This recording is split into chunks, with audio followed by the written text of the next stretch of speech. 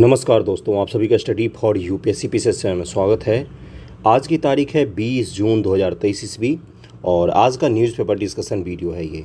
आज हम लोग क्या क्या डिस्कस करेंगे, दैनिक जागरण के कुछ इंपॉर्टेंट न्यूज, द हिंदू के, और ये आज से एक और चीज़ मैंने इंक्लूड कर दिया है। वो क्या है कि बिहार सरकार की कोई नई योजना या बिहार सरकार की कोई चर्चित योजना आती है तो एक एक करके हम लोग डेली कुछ ना कुछ बिहार का न्यूज पढ़ लिया करेंगे, जिससे क्या होगा कि योजना वगैरह भी आपका धीरे धीरे तैयार हो जाएगा।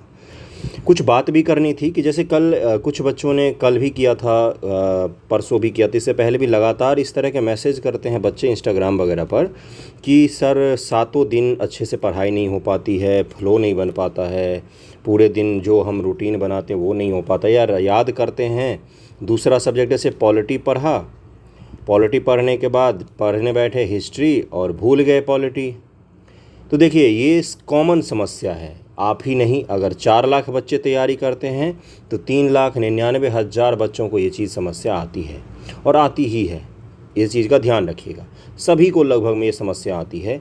कोई भी ऐसा नहीं होता है कि हफ्ते में 7 दिन के 7 दिन वो 8-8 घंटे ही पढ़ ले, ऐसा कुछ भी नहीं होता है। कभी हो सकता है 8 घंटे पढ़ेंगे, कभी 9 घंटे भी पढ़ सकते हैं, कभी 2 घंटे भी पढ़ेंगे, कभी 4 घंटे भी पढ़ेंगे, इसी तरह से चलता है। इंसान हैं हम लोग, सबके साथ ये चीज़ होता है, तो इसमें इसको लेकर घबराना नहीं है। दूसरा ये है कि डर लगता है कि एग्जामिनेशन आ रहा है। देखिए पहली बात तो ये कि साल भर का प्रोसेस होता है, पूरी 1 वर्ष का प्रोसेस चलता है सिविल सर्विसेज के एग्जामिनेशन का। कोई भी आप एग्ज़ाम दें, पीसीएस दें, यूपीएससी दें, तो पूरे साल भर का प्रोसेस चलता है। तो अगर आप निगेटिव अप्रोच के साथ पढ़ेंगे, डर कर पढ़ेंगे, टेंशन लेकर पढ़ेंगे, तो यकीन मानिए समय के साथ साथ आपका अटैम्प्ट वगैरह सब कुछ बर्बाद हो जाएगा, कुछ भी हासिल नहीं हो पाएगा अंत में। इसलिए पॉजिटिव अप्रोच के साथ पढ़िए। कोई ज़रूरी नहीं हफ्ते में 7 दिन पढ़ने की, ठीक है, आप शुक्रवार तक, सोमवार से शुक्रवार पढ़िए, सैटरडे को रिवाइज़ कर लीजिए, संडे को घूम फिर आइए, मूवी देख लीजिए। कोई ज़रूरी नहीं होता है ऐसा कि 7 के 7 दिन घर में बैठकर पढ़ना। डोपामाइन नाम सुना होगा आपने। डोपामाइन होता है एक हार्मोन होता है जो हमारे दिमाग में रिलीज होता है। जब भी किसी चीज़ को करने में हमारा मन लगता है तो डोपामाइन बोलते हैं रिलीज होता है।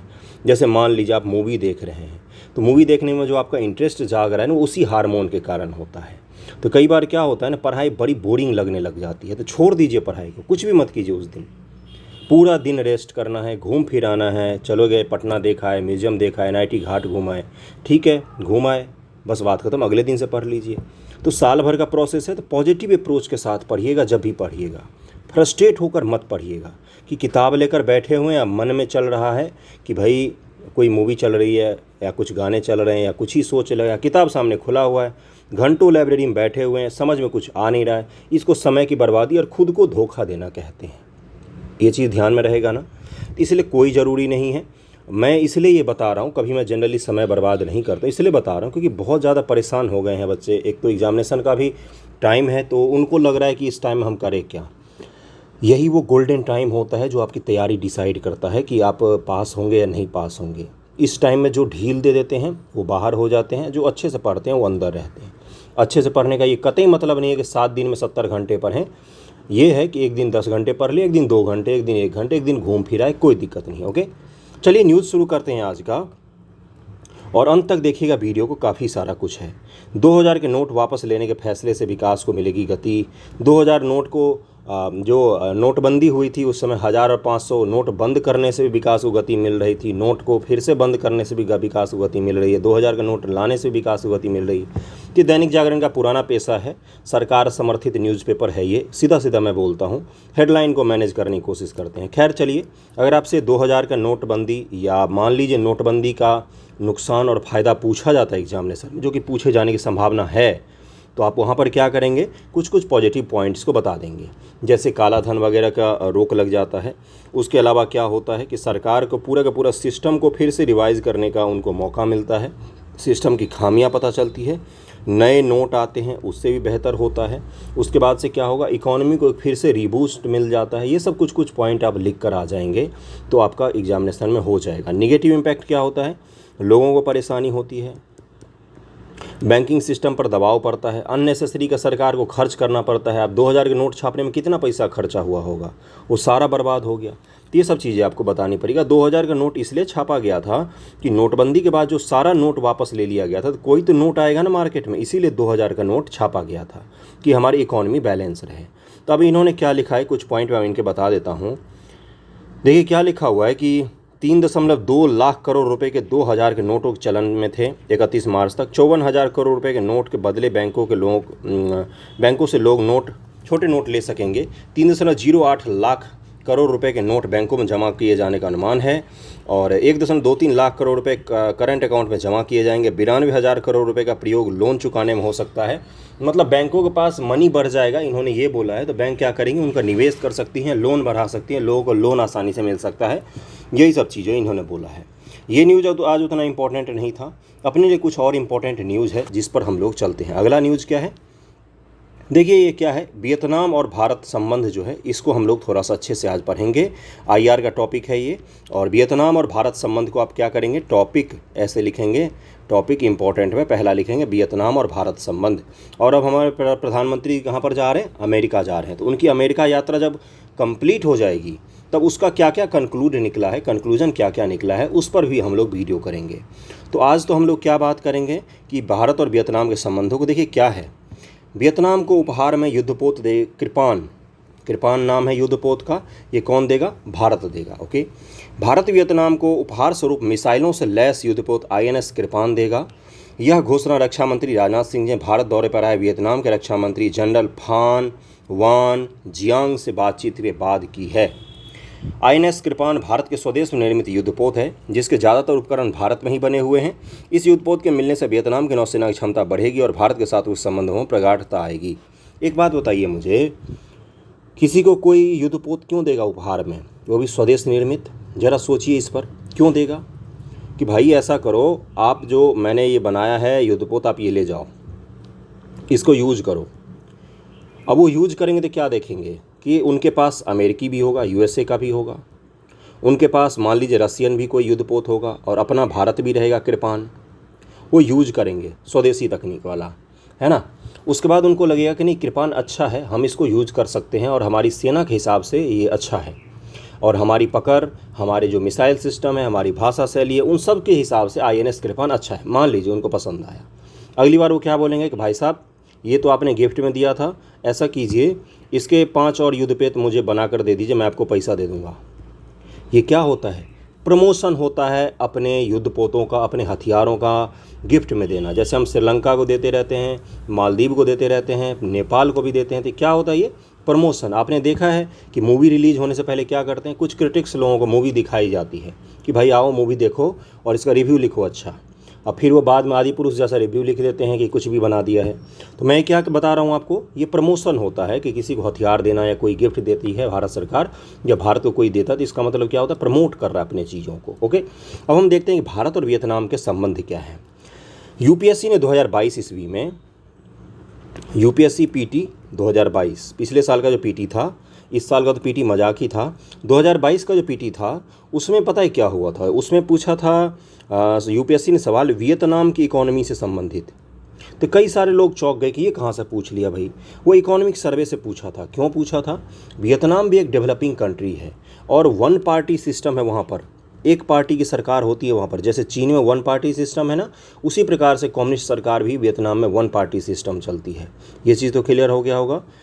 अब मैं आपको एक चीज़ और बताता हूँ, वियतनाम और भारत, वियतनाम और भारत में आर्थिक रूप से क्या बोलते हैं उसको, प्रतियोगिता, आर्थिक रूप से प्रतियोगिता चलती रहती है किसी किसी चीज़ को लेकर। जैसे यूरोपियन यूनियन के साथ, डिटेल में देखिएगा वीडियो को, IR समझने में आपको मदद करेगा। इतना ब्रॉड व्यू से स्टेट PCS के लिए तो कोई नहीं समझाता है, फांकी मार जाते हैं। अपने पास भी स्मार्ट बोर्ड वगैरह आएगा तो उस पर भी हम लोग पढ़ेंगे। अभी तो अपना चैनल छोटा है, शेयर करते नहीं आप लोग, तो छोटा ही रहेगा ना। तो यूरोपियन यूनियन है, भारत ने यूरोपियन यूनियन के साथ अभी तक फ्री ट्रेड एग्रीमेंट साइन नहीं किया है, लेकिन वियतनाम ने यूरोपियन यूनियन के साथ फ्री ट्रेड एग्रीमेंट साइन कर लिया। बांग्लादेश को भी यूरोपियन यूनियन ने वित्तीय सहायता देने की बात की है। इससे क्या हुआ, देखिए वियतनाम किन क्षेत्रों में काम करता है, कॉल सेंटर के क्षेत्र में काम करता है, ओके, यानी कि उसको क्या कहते हैं, बीपीओ कहा जाता है। कपड़ा के निर्माण के क्षेत्र में, प्रौद्योगिकी निर्माण के क्षेत्र में, आईटी निर्माण के क्षेत्र में काम करता है और वो भारत का मार्केट काटने की कोशिश करता है। जबकि भारत और वियतनाम के संबंध अच्छे हैं, तो हम दोनों में क्या है कि आर्थिक स्वस्थ प्रतियोगिता का भी माहौल है भारत और वियतनाम के बीच में। उसके अलावा क्या है, जब से भारत ने ब्रह्मोस वगैरह मिसाइल का निर्यात करने का प्लान बनाया है, तो हमने क्या सोचा है, वियतनाम और चीन की कभी भी नहीं बनती है। जैसे भारत और पाकिस्तान की कभी नहीं बनती है, तो चीन क्या करता है, पाकिस्तान को सपोर्ट करता है। हम किसको सपोर्ट करेंगे, वियतनाम को सपोर्ट करेंगे, अलग अलग हथियारों को देकर। हमने किया है कि भाई हम रुको, थोड़े दिन रुको, हम आपको ब्रह्मोस भी देंगे, चिंता मत करो, बस आप इसका उपयोग करना खुलकर अपने उत्तर में। तो इनको हमने बताया है। उसके बाद से क्या है, वियतनाम नामक देश जो है, इसकी राजधानी तो पता ही होगा आपको। और मैं आपको एक चीज़ और बताता हूँ, वियतनाम और चीन का उत्तराखंड पीसीएस ने सवाल पूछा। सारे पीसीएस के सवाल मुझे लगभग में रटे पड़े हैं कि कहाँ पर कौन सा पूछा है, इसीलिए मैं देखता हूँ ताकि मैं आप लोगों को समझा सकूँ। उत्तराखंड पीसीएस ने पूछा कि 9 डैश लाइन क्या होता है। अभी कुछ दिन पहले ही फरवरी मेंस हुआ था। 9 डैश लाइन क्या होता है, आपको जो मैम हिस्ट्री पढ़ाती है ना, उन्होंने ही मेंस दिया था उत्तराखंड पीसीएस का, तो मैंने देखा था सारा सवाल। 9 डैश लाइन क्या होता है, 9 डैश लाइन अब पूछ लिया, ये क्या है। दक्षिणी चीन सागर में, अभी मैं दिखाऊंगा आपको सारा कुछ, चिंता मत कीजिए, डिटेल में सुनिएगा। दक्षिणी चीन सागर में चीन ने क्या किया है, पूरे दक्षिणी चीन सागर में 9 डैश लाइन खींच दिया है और बोला है कि यही है दक्षिणी चीन सागर की सीमा, और ये सारा का सारा क्षेत्र किसके अंदर है, तो चीन के अंदर है। तो 9 डैश लाइन किससे संबंधित है, तो दक्षिणी चीन सागर से संबंधित है। दक्षिणी चीन सागर की बात मैंने इसलिए की क्योंकि वियतनाम का और चीन का दक्षिणी चीन सागर को लेकर काफ़ी ज़्यादा विवाद है, बहुत ही ज़्यादा विवाद है। तो इस चीज़ को लेकर भी भारत क्या करता है, वियतनाम को सपोर्ट करता है कि ठीक है, हम आपको सपोर्ट करेंगे, हथियार देंगे, सब कुछ देंगे, हम दोनों इकोनॉमिक कॉर्पोरेशन भी बढ़ाएंगे। वियतनाम में भारत का ओएनजीसी कंपनी का भी एक शाखा खुला है, ओएनजीसी विदेश का वियतनाम शाखा भी है। तो ये सब चीज़ें हमारे बीच बढ़ रही हैं। अब हम दोनों क्या करते हैं, हम लोग क्या करते हैं, इन दोनों के बीच में हमारा क्या संबंध है, उसको थोड़ा सा ध्यान से देख लेते हैं। देखिए पिछले साल का न्यूज़ है क्या है कि हाल ही भारत के रक्षा मंत्री ने वियतनाम का दौरा किया, जहाँ उन्होंने कुछ रक्षा समझौतों पर हस्ताक्षर किए जो मौजूदा रक्षा सहयोग के दायरे और पैमानों को महत्वपूर्ण रूप से बढ़ाएंगे। भारत और वियतनाम द्विपक्षीय राजनयिक संबंधों की स्थापना के 50 वर्ष पूरे कर रहे हैं, ये भी ध्यान में रखिएगा। अभी मैं मैप भी दिखाऊंगा आपको, मैपिंग जरूरी होता है। इससे पहले भारत और वियतनाम ने डिजिटल मीडिया के क्षेत्र में सहयोग करने के लिए आशय पत्र पर हस्ताक्षर किए, जिससे दोनों देशों के बीच साझेदारी को और भी मजबूत करने का मार्ग प्रशस्त हुआ। देखिए यह है वियतनाम, इसकी राजधानी हनोई, हनोई का नाम आपने सुना होगा, यह वियतनाम देश है, यही है दक्षिणी चीन सागर। इसी में क्या है, 9 डैश लाइन ऐसे है, ओके, ये 9 डैश लाइन खींचे हुए हैं, जिसको चीन क्या मानता है कि ये पूरा का पूरा क्षेत्र हमारा है। इसके पड़ोसी कौन है, उत्तर में चाइना है, उसका से पश्चिम में लाओस है, उसके अलावा कौन है, यहाँ पर आपको दिखेगा कंबोडिया, ओके, ये दक्षिणी चीन सागर हो गया। तो ये इसके कुछ पड़ोसी देश हैं। अब हम लोग क्या करते हैं, संबंधों को देख लेते हैं। 2030 की दिशा में भारत वियतनाम रक्षा साझेदारी, दोनों रक्षा मंत्रियों ने द्विपक्षीय रक्षा सहयोग को मजबूत करने के लिए 2030 की दिशा में भारत वियतनाम रक्षा साझेदारी पर संयुक्त विजन स्टेटमेंट और हस्ताक्षर किए हैं। डिफेंस लाइन ऑफ क्रेडिट क्या होता है, लाइन ऑफ क्रेडिट क्या होता है, मान लीजिए हमने वियतनाम को दिया 100 रुपया दे दिया, हमने बोला कि आपके नाम से हमने अपने देश में 100 रुपया रखा हुआ है, आप ऐसा कीजिए, आपको जो भी कुछ लेना हो हमसे 100 रुपये का आप ले जा सकते हैं मुफ्त में। इन्होंने बोला कि 100 रुपया लेकिन हमारे यहाँ ही रखा हुआ, भारत देश में रखा हुआ। इन्होंने बोला कि ऐसा कीजिए, 10 रुपये का मुझे हथियार दे दीजिए, 50 रुपये का मुझे कोई चीज़ और दे दीजिए। ये सब रुपया कहाँ पर रखा हुआ है, 100 रुपया अपने देश में रखा हुआ है, उनको हम क्या करेंगे, इसका मदद दे देंगे। इसी को लाइन ऑफ क्रेडिट कहा जाता है, ओके। अगला क्या है, देखिए यहाँ पर क्या लिखा हुआ है, दोनों वित्त मंत्रियों ने 500 मिलियन अमेरिकी डॉलर के डिफेंस लाइन ऑफ क्रेडिट को अंतिम रूप देने पर सहमति व्यक्त की। इसके तहत परियोजनाओं के कार्यान्वयन के साथ वियतनाम की रक्षा क्षमताओं में काफ़ी वृद्धि हुई है और इससे सरकार के make in India make for the world के दृष्टिकोण को आगे बढ़ाया है। Make in India make for the world, Bharat में बनाओ दुनिया के लिए, ओके। ऐसा नहीं होगा कि भारत में केवल भारत के लिए बनाओ, भारत में बनाओ, जहाँ बेचना है बेचो। तो यही है हमारा विजन। म्यूचुअल लॉजिस्टिक सपोर्ट क्या है, दोनों ने म्यूचुअल लॉजिस्टिक सपोर्ट को लेकर एक समझौता ज्ञापन पर हस्ताक्षर किया। यह पारंपरिक रूप से लाभकारी लॉजिस्टिक सपोर्ट की प्रक्रिया को सरल बनाने की दिशा में एक बड़ा कदम है और यह पहला प्रमुख ऐसा समझौता है जिस पर वियतनाम ने किसी देश के साथ हस्ताक्षर किए हैं।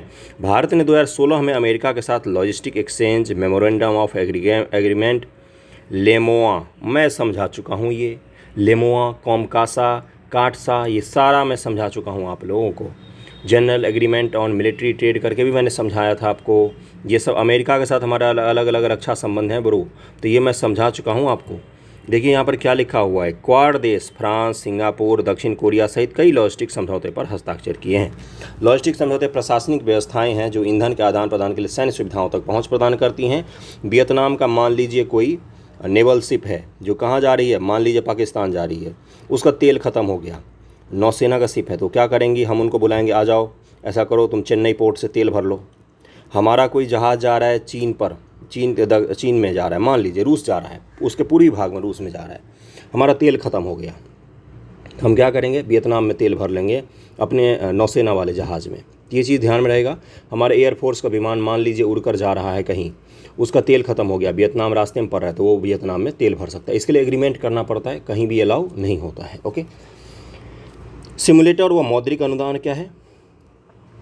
भारत और वियतनाम सशस्त्र बलों की क्षमता निर्माण के लिए वायुसेना अधिकारी प्रशिक्षण स्कूल, भाषा व सूचना प्रौद्योगिकी प्रयोगशाला की स्थापना के लिए 2 सिमुलेटर एवं मौद्रिक अनुदान प्रदान करेगा। अब हम दोनों देशों की पृष्ठभूमि क्या है भाई संबंधों के संबंध में? यद्यपि रक्षा सहयोग वर्ष 2016 से दोनों देशों में शुरू की गई है, व्यापक रणनीतिक साझेदारी के सबसे महत्वपूर्ण स्तंभों में से एक रहा है, किंतु दोनों देशों के बीच संबंध काफ़ी पुराने माने जाते हैं। अब ये ध्यानपूर्वक देखिएगा। 1956 ईस्वी में भारत ने हनोई, वियतनाम की राजधानी में अपने वाणिज्य दूतावास की स्थापना की थी। वियतनाम ने वर्ष 1972 भारत में अपने राजनयिक मिशन की स्थापना की थी। भारत वियतनाम अमेरिकी हस्तक्षेप के विरुद्ध आवाज़ उठाने वियतनाम के साथ खड़ा था, जिसका भारत अमेरिका संबंध में काफ़ी प्रभाव पड़ा था। जब अमेरिका ने क्या किया तो वियतनाम पर अटैक कर दिया था। अब वियतनाम के लोग बहुत होशियार, बहुत बड़े लड़ाका, वहाँ पर गुफाएं बहुत सारी मौजूद थी, तो उन्होंने उस गुफाओं को आधार बनाया। पता है आपको, अमेरिका ने वियतनाम को 2 भागों में बांट दिया था और उस गुफाओं को आधार बनाकर इतना मारा उन्होंने अमेरिकी सेना को, उसको भागना पड़ गया। तो अमेरिका के लिए सबसे शर्मनाक युद्धों में से एक है वियतनाम का युद्ध। तो ये आप ध्यान में रखेंगे। तो उस समय भी भारत ने क्या किया था, अमेरिका की आलोचना की थी और वियतनाम के पक्ष में खड़ा हुआ था, और वियतनाम को उत्तरी और दक्षिणी वियतनाम में अमेरिका ने बांट दिया था। उसके बाद पता है क्या हुआ था, अमेरिका को जब भगाया वहाँ के लोगों ने मार मार कर, उसके बाद उन लोगों ने खुद से आगे बढ़कर अपने देश को एक कर लिया था। बोला था कि हम बटेंगे नहीं, जैसे आपने पूरी दुनिया में अलग अलग देशों को बांटा, जैसे इंग्लैंड के लोगों ने हमारे देश को बांट कर पाकिस्तान और बांग्लादेश बना दिया, तो इस तरह से वियतनाम वालों ने नहीं होने दिया, उन्होंने देश को फिर से एक कर दिया। ओके, वर्ल्ड हिस्ट्री पढ़ा होगा आपने, थोड़ा सा इंटरेस्टिंग है। आगे क्या है कि वर्ष 1990 के दशक के शुरुआती वर्षों में दक्षिण पूर्व एशिया और पूर्वी एशिया के साथ आर्थिक एकीकरण तथा राजनयिक सहयोग के विशिष्ट उद्देश्य से भारत द्वारा अपनी लुकिश नीति की शुरुआत के चलते भारत और वियतनाम के संबंध भी मजबूत हुए हैं। सहयोग के क्षेत्र, एक चीज़ और एक कहानी बताता हूँ। वियतनाम पर 1980 अमेरिका गया है, उसके बाद कुछ दिनों बाद चीन ने उस पर अटैक किया था, सीमा पर उसके झड़प हुआ था। वियतनाम के लोगों ने चीन को भी हरा दिया, उस समय वापस जाना पड़ा चीन के सैनिकों को अपने सीमा क्षेत्र से। तो वियतनाम के लोग वो लोग हैं, है ना, बड़े ही कर्तव्यनिष्ठ लोग होते हैं। क्या है सामरिक भागीदारी, क्या है, भारत और वियतनाम ने भारत के हिंद प्रशांत सागरीय पहल और हिंद प्रशांत के संदर्भ में आसियान के दृष्टिकोण क्षेत्र में सभी के लिए साझा सुरक्षा, समृद्धि और प्रगति को ध्यान में रखते हुए अपनी राजनीतिक साझेदारी को मजबूत करने पर सहमति व्यक्त की। आर्थिक सहयोग क्या है, आसियान भारत मुक्त व्यापार संधि हस्ताक्षर किए जाने के बाद से भारत और वियतनाम के बीच आर्थिक क्षेत्र में सहयोग पर काफ़ी प्रगति देखने को मिली है। भारत को पता है कि वियतनाम दक्षिण पूर्व एशिया में राजनीतिक स्थिरता और पर्याप्त आर्थिक विकास के साथ एक संभावित क्षेत्रीय शक्ति भी है। दक्षिण पूर्वी एशिया का सबसे मजबूत देश कौन सा, तो वियतनाम और मलेशिया। ओके, इस चीज़ का ध्यान रखेंगे। भारत द्वारा त्वरित प्रभाव परियोजना क्विक इम्पैक्ट प्रोजेक्ट के माध्यम से, ये आप ध्यान में रखेंगे, भारत वियतनाम में विकास और क्षमता सहयोग में निवेश किया जा रहा है। इसके साथ ही वियतनाम के मेकांग डेल्टा क्षेत्र में जल संसाधन प्रबंधन, सतत विकास लक्ष्य, डिजिटल कनेक्टिविटी के क्षेत्र में भारत द्वारा निवेश किया जा रहा है। व्यापार सहयोग हमारे क्या क्या है भाई, तो 2020-21 के दौरान भारत और वियतनाम के बीच द्विपक्षीय व्यापार 11.12 बिलियन अमेरिकी डॉलर तक पहुंच गया। इस दौरान वियतनाम को भारतीय निर्यात इतना था और भारतीय आयात इतना रुपया रहा है। रक्षा सहयोग क्या है, अब यहाँ से ध्यानपूर्वक देखेंगे क्योंकि सवाल यहीं से पूछे जाएंगे। देखिए क्या लिखा हुआ है, भारत रणनीतिक क्षेत्र में शांति बनाए रखने के लिए हम आपको हथियार देंगे, लेकिन हथियार किस लिए, शांति बनाए रखने के लिए। कमज़ोर आदमी हो, गरीब हो, कमज़ोर हो तो उसको लोग भिखमंगा समझ लेते हैं। अगर गरीब है लेकिन शरीर मजबूत है तो उसको पहलवान समझते हैं लोग, वो शारीरिक श्रम करने वाला। इसलिए हमेशा हमेशा विश्व शांति के लिए हथियार होना जरूरी होता है। इसलिए आचार्य चाणक्य क्या कहते हैं, आचार्य चाणक्य कहते हैं कि शस्त्रेण रक्षित राज्य शास्त्र रक्षायते, मतलब अगर संस्कृत गलत हुआ तो माफ़ी, मतलब मूल भावना ये है कि शस्त्र से रक्षित राष्ट्र में ही शास्त्र की बात हो सकती है। मतलब कि मजबूत राष्ट्र में ही शिक्षा या स्वास्थ्य या ज़रूरत की जो चीज़ें होती हैं वो सुरक्षित हो सकता है। इसलिए शांति की बात हमेशा हथियारों के साथ की जाती है। अगला क्या है कि देखिए, अब इस पे आ जाते हैं, कंटेंट पर अपने मुख्य रूप से आ जाते हैं। वियतनाम भारत के ध्रुव उन्नत है हल्के हेलीकॉप्टर, सतह से हवा में मार करने वाली आकाश मिसाइल सिस्टम, ब्रह्मोस मिसाइलों में रुचि रखता है। ओके। इसके अलावा रक्षा संबंध में क्षमता निर्माण, सामान्य सुरक्षा चिंताओं से निपटना, कर्मियों का प्रशिक्षण, रक्षा अनुसंधान और विकास में सहयोग शामिल है। भारतीय नौसेना के जहाज INS किल्टन ने मध्य वियतनाम मिशन सागर तृतीय के लिए लोगों के लिए बाढ़ राहत सामग्री पहुंचाने के 2020 में हो चिन मिन सिटी का दौरा किया था। हो चिन मिन को आप जानते ही होंगे, यही तो है वियतनाम के हीरो। इन्होंने वियतनाम पीपुल्स नेवी के साथ पासेक्स अभ्यास में भी शामिल हुए हैं। ये किसके साथ करते हैं? पैसेक्स थी हम करते वियतनाम के साथ। चीन कारक भी भारत और वियतनाम के रणनीतिक संबंधों में महत्वपूर्ण स्थान रखता है। दोनों देश ने चीन के साथ युद्ध लड़े हैं, इसके लिए चीन के साथ सीमा संबंधी विवाद भी हैं। चीन आक्रामक तरीके से दोनों देशों के क्षेत्र में अतिक्रमण कर रहा है, इसलिए चीन के आक्रामक कार्रवाई को रोकने के लिए दोनों देशों का साथ आना स्वाभाविक है। दुश्मन का दुश्मन दोस्त होता है। कई मंचों पर हमारा सहयोग भी है।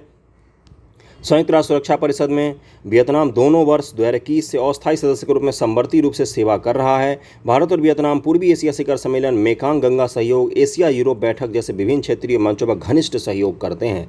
पीपुल्स टू पीपुल्स संपर्क क्या है? वर्ष 2019 में आसियान भारत पर्यटन वर्ष के रूप में मनाया गया। दोनों देशों ने द्विपक्षीय पर्यटन को बढ़ावा देने के लिए अपनी वीजा व्यवस्था को सरल बनाया है। भारतीय दूतावास ने 2018 से महात्मा @150 मनाने के लिए विभिन्न कार्यक्रम आयोजित किए। इनमें जयपुर कृत्रिम अंग शिविर, जयपुर फुट मैं बता चुका हूँ, सबसे सस्ता दुनिया में जो आर्टिफिशियल पैर उपलब्ध है वो जयपुर फुट के नाम से प्रसिद्ध है। दुनिया भर में फेमस है ये जयपुर फुट, जो भारत सरकार के मानवता के लिए भारत पहल के तहत वियतनाम के 4 प्रांतों में आयोजित किए गए, जिससे उस देश में लगभग 1000 लोग लाभान्वित हुए हैं। तो ये आप ध्यान में रखेंगे।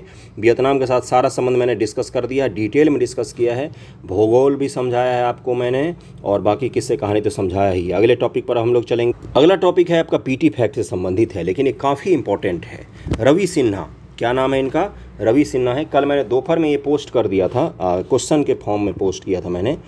रवि सिन्हा ये जो RAW है, रिसर्च एनालिसिस विंग है, जो भारत की क्या है, एक्सटर्नल खुफिया विभाग है। मतलब भारत के विदेशों से जो हमें सूचनाएं मिलती हैं उसका विभाग है ये, RAW नाम है इनका।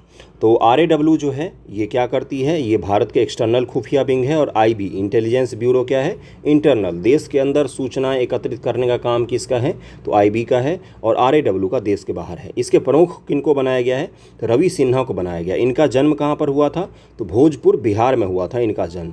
इनकी पढ़ाई लिखाई कहाँ से हुई है, इनकी पढ़ाई लिखाई हुई है धनबाद से। उसके बाद इन्होंने सेंट स्टीफेंस दिल्ली से पढ़ाई की है। उसके बाद IPS अधिकारी बने। और ये RAW में अभी ऑपरेशन विभाग के प्रमुख थे। ऑपरेशन मैन के नाम से जाना जाता है इनको। और इसमें लिखा हुआ इस न्यूज़ में कि इनका फ़ोटो जब इंटरनेट पर सर्च किया तो इनका फ़ोटो तक नहीं मिल रहा था, एकमात्र ये धुंधली फ़ोटो थी जिसको इन्होंने थोड़ा सा मॉडिफाई किया हुआ है। तो रवि सिन्हा जी का नाम ध्यान में रखेंगे, IPS अधिकारी हैं। और यहाँ से सवाल पूछे जाते हैं क्योंकि ये बहुत दिनों पर, इससे पहले कौन थे, तो देखिए यहाँ पर क्या लिखा हुआ है कि इनको सामंत कुमार गोयल की जगह पर बनाया जाएगा। सामंत कुमार गोयल 30 जून को रिटायर हो जाएंगे रॉ के प्रमुख के तौर पर से, और उसके बाद इनको वहाँ पर नियुक्त किया जाएगा। और रॉ किसके अंदर काम करती है, किसी मंत्रालय के तहत काम नहीं करती है, सीधे भारत के प्रधानमंत्री को रिपोर्ट करती है। और इसको जो खर्चे दिए जाते हैं, खर्चे का मतलब क्या होता है, जो RAW का ये IB पर जो खर्च किया जाता है ये संसदीय निगरानी से बाहर होता है। संसद में उसको लेकर कोई डिस्कशन नहीं हो सकता है कि कितना ज़्यादा खर्च होता है, कहाँ पर क्या खर्च होता है, इन चीज़ों को लेकर डिस्कशन नहीं होता है। तो इसके बारे में ध्यान रखेंगे। इंटरनल सिक्योरिटी अगर आपने पढ़ा होगा, UPSC में एक पेपर में आता है, पेपर 3rd या 4th में है, तो वहाँ पर इन चीज़ों को पढ़ना पड़ता है। इन सब संस्थाओं को अलग अलग सवाल पूछे जाते हैं आए दिन। ये आप प्रमुख के नाम ध्यान में रखेंगे, यहाँ से PT का फैक्ट आपका बन सकता है।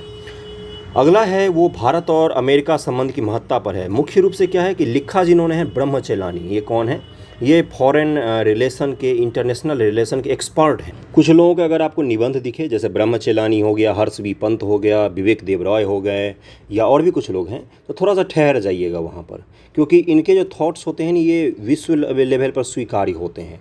पहले जब मैं ट्विटर चलाता था तब मैं इनको फॉलो करता था। मैं आपको एक किस्सा बताता हूँ।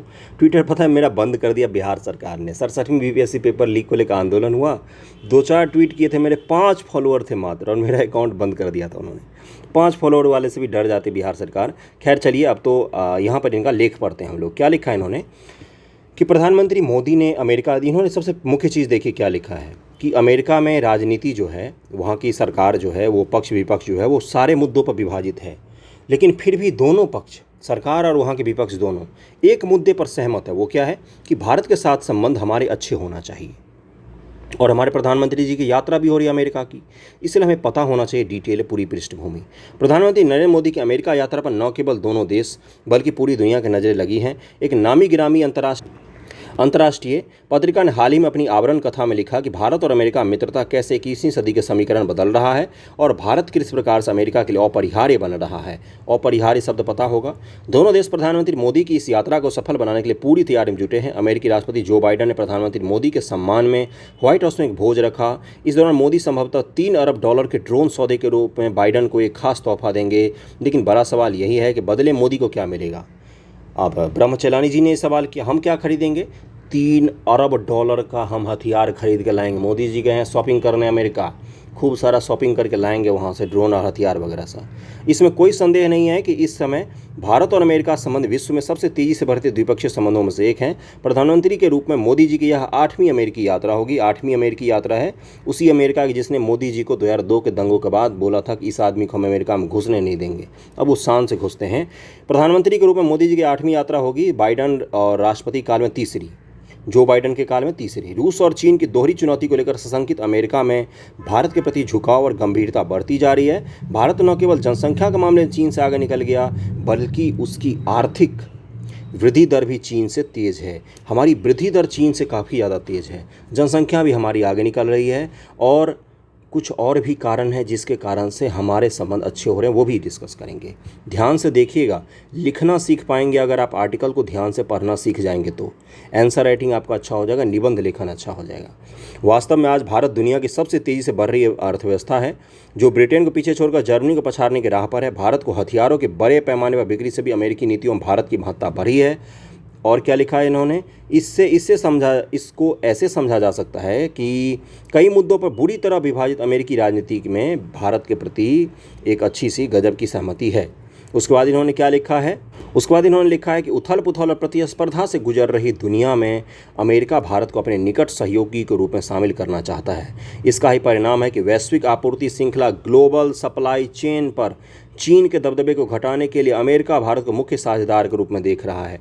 अमेरिका को पता है कि दुनिया में एक ही देश है जो चीन का मुकाबला कर सकता है, वो अमेरिका नहीं है, वो भारत है। भारत ही एकमात्र ऐसा देश है दुनिया में जो चीन को टैकल कर सकता है। काफ़ी दिनों से हम जानते हैं इस देश को, हमारे बगल में जो है, इसको हम आज न कल तो टैकल करेंगे ही। तो वो ये चीज़ कौन जानता है? यूएसए ये चीज़ जानता है।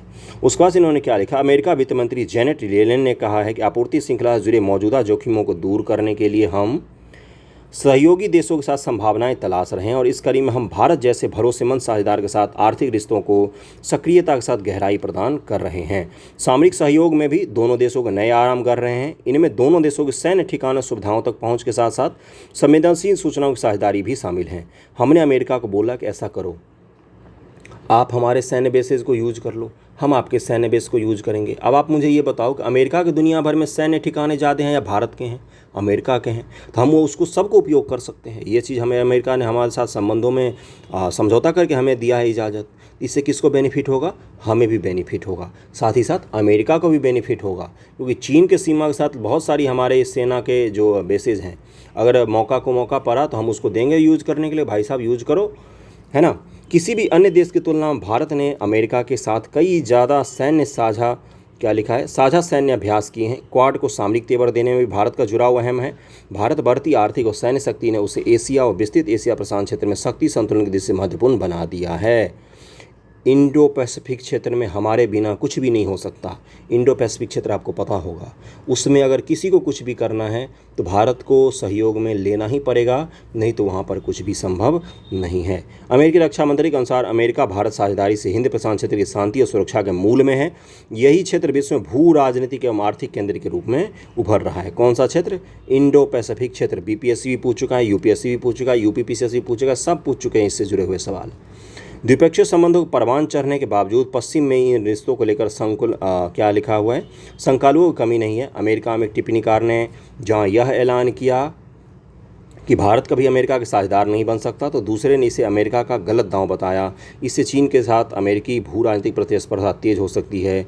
अलग अलग देखिए क्या होता है, कुछ चीज़ों का पक्ष होते, कुछ चीज़ों का विपक्ष होते हैं। अब ये संबंध तो आपको लगभग लगभग पता चल गया होगा। अब हम पक्ष और विपक्ष समझा देता हूँ। अगर हम अमेरिका के साथ संबंधों को अच्छा करते हैं तो उसके पक्ष में क्या संबंध होगा कि चीन के साथ जो हमारी प्रतिस्पर्धा है उसमें हमें फ़ायदा मिलेगा, हमारे रक्षा उत्पाद जो हैं वो उन्नत किस्म के बनेंगे। तीसरा क्या होगा, भारतीय बहुत बड़ी डायस्पोरा रहती है तो उसको भी थोड़ा सा सुविधा मिल सकता है। अगला क्या होगा, हमारे इकोनॉमी में बैलेंस ऑफ पेमेंट सुधर सकता है, क्योंकि हम अमेरिका को निर्यात अधिक करते हैं, वहाँ से आयात कम कर सकते हैं। टेक्नोलॉजी में हमें बहुत ज़्यादा मदद मिल सकता है। दोनों लोकतांत्रिक देश हैं, यूरोप के साथ साझेदारी में भी मदद मिल सकता है।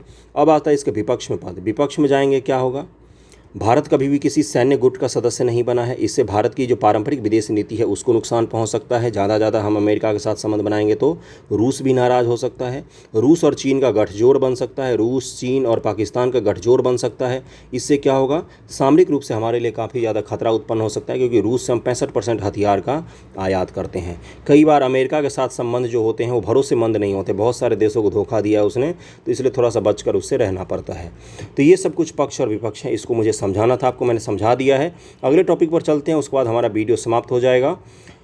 प्रेसिडेंट रूल ये मैं समझाऊंगा, ये प्रेसिडेंट रूल मैं समझाऊंगा। उससे पहले ये समझ लीजिएगा, और यही आपको लिखना है, प्रवासियों के प्रति प्रवासी संकट क्या है पूरी दुनिया भर में। दुनिया में प्रवासी संकट क्या है इसके बारे में आपको लिखना है, डिटेल में लिखिएगा। दुनिया की बात की है मैंने, पूरे दुनिया में जहाँ जहाँ भी प्रवासी संकट है सबको लिखिएगा। ये कौन है, तो ये chief of mission UNHCR, United nation human right council जो है, इंडिया और मालदीव के चीफ हैं। 20 जून को कौन सा दिन मनाया जाता है, 20 जून को मनाया जाता है अंतर्राष्ट्रीय रिफ्यूजी डे के रूप में मनाया जाता है। आज ही 20 जून है तो 20 जून को मनाया जाए, इसलिए इन्होंने ऐसे लिखा। ऐसे का टॉपिक क्या था, refugees as assets to their new country. इन्होंने लिखा है कि रिफ्यूजी जो जाते हैं, मतलब प्रवासी जो जाते हैं कहीं पर, वो उस देश के लिए एसेट्स हैं। ये चीज़ ध्यान रखिएगा, इन्होंने बोला है। तो इसको आप ध्यानपूर्वक लिखेंगे कि हाँ भाई प्रवासी आते हैं तो उससे क्या फ़ायदा हो सकता है, क्या नुकसान हो सकता है। ओके, ये आप ध्यान रखेंगे। प्रेसिडेंट रूल मणिपुर में लगा देना चाहिए, ऐसी बातें हो रही, बहुत सारे लोग मर रहे हैं, हम लोगों को कोई फ़र्क नहीं पड़ता। मीडिया हमारी छाता लेके स्टूडियो में नाच रही थी कि बिपरजॉय आ गया, बिपरजॉय आ गया, बिपरजॉय। बिपरजॉय तो प्राकृतिक आपदा है गुरु, उसको तो हम नहीं रोक सकते हैं, उससे बचने के उपाय कर सकते हैं, और किसी की जान भी नहीं गई। मणिपुर में तो लोगों को पता है क्या करना पड़ रहा है, लोगों को माइग्रेट करना पड़ रहा है, वहाँ से छोड़कर भागना पड़ रहा है अपना घर। जो दिल्ली में अगर आप जाएंगे कहीं पर, कौन सा इलाका है वो, चांदनी चौक का इलाका, चांदनी चौक नहीं आपका हो गया जंतर मंतर का इलाका। जंतर मंतर के इलाकों में अगर आप जाएंगे तो वहाँ पर कभी मैती कम्युनिटी के बच्चे खड़े होकर प्रदर्शन कर रहे होते हैं, तो कभी कुकी के प्रदर्शन कर रहे होते हैं। क्यों पता है, 20-20 दिन, 25-25 दिन से उनके घर वालों से उनकी बात नहीं हुई है। वो कहाँ हैं, वो लापता हैं कि जिंदा हैं, मर गए, ये भी नहीं पता है उन लोगों को। वो बार बार सरकार से गुहार लगा रहे हैं कि वहाँ पर राष्ट्रपति शासन लगा दीजिए, वहाँ के मुख्यमंत्री पर हमें अब भरोसा नहीं है। लेकिन देखिए विडम्बना कि बीजेपी शासित राज्य है, बीजेपी के केंद्र में सरकार है, ना तो हड्डी निगलते हुए बन रहा है, ना तो हड्डी उगलते हुए बन रहा है सरकार से। ना तो वह राष्ट्रपति शासन लगा सकती है। राष्ट्रपति शासन लगाने का ये मतलब होगा कि अपनी ही सरकार को खिलाकर राष्ट्रपति शासन लगाया गया है, और राष्ट्रपति शासन नहीं लगाने का मतलब होगा कि वहाँ पर ऐसे ही हिंसा चलती रहे, क्योंकि हिंसा तो वहाँ कंट्रोल हो ही नहीं रही है। ओके, अब हम क्या करते हैं ना, हम प्रेसिडेंट रूल कैसे लगाया जाता है इसको थोड़ा सा देख लेते हैं। वैसे आप लोगों को तो पता ही होगा, लेकिन मैं बता देता हूँ आप लोगों को। देखिए क्या लिखा हुआ है यहाँ पर कि राष्ट्रपति शासन का तात्पर्य राज्य सरकार का निलंबन और संबंधित राज्य में प्रत्यक्ष रूप से केंद्र सरकार का शासन लागू हो जाता है।